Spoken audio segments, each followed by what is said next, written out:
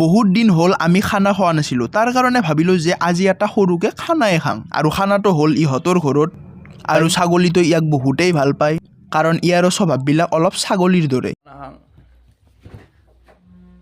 আৰু তাৰপিছত আলু পিঁয়াজ এইবিলাক চেলালোঁ।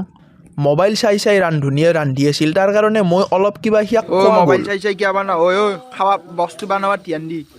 তাৰপিছত ই মোক ক'লে অলপ সময় তই লাৰি থাকচোন, আৰু ইয়াৰ বদলা যে ই মোৰ চকুৰ পানীৰে ল'ব সেইটো মই কেতিয়াও ভবা নাছিলোঁ। আৰু তাৰপিছত আৰম্ভ হ'ল নিবনুৱা টক্স।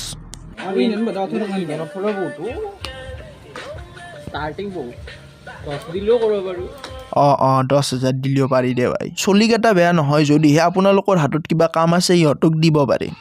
আৰু এইবাৰ খাম মজাকে। খোৱা হ'ল, আৰু যাতে বাচন ধুব নালাগে তাৰ কাৰণে ই গিটাৰটো হাতত ল'লে, কিন্তু ই বেচেৰাই উপায় নাপায় নিজে ধুব লগা হ'ল।